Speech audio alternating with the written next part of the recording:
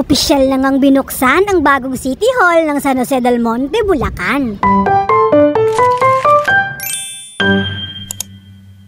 Isa rin ba kayo sa mga nagtanong dati kung kailan nga ba matatapos ang controversial na City Hall na yan? O ito na, tapos na. Nagmamadali daw kasi tayo eh. Syempre, gusto nila na maganda at maayos ang building na ito bago gamitin ng taong bayan. Guys, sobrang ganda. Parang ang sarap mag-opisina dito. Hindi na nakakahiyang sabihin na city na talaga ang San Jose del Monte. Ang City Hall talaga ang muka ng isang bayan. Syempre, pag may mga bisita tayo na galing sa ibang bayan, diyan tutuloy, di ba? Tanaw na tanaw nga ang esplanade mula sa likod dahil glass ang wall nito. Buti nga kahit alas 6 na ng gabi ay pwede pang pumasok.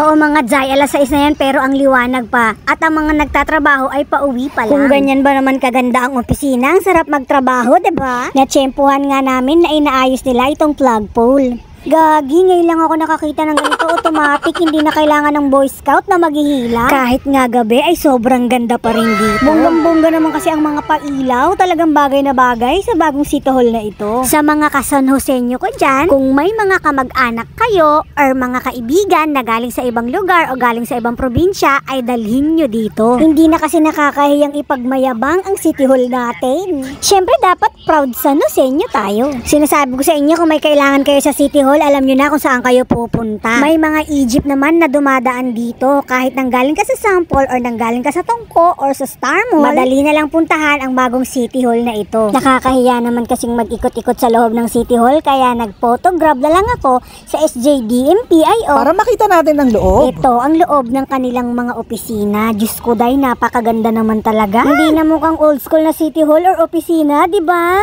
Ang ganda ng Office of the Mayor. Dito ba kami ikakasal ni Mayor kapag naisipan namin magpakasal?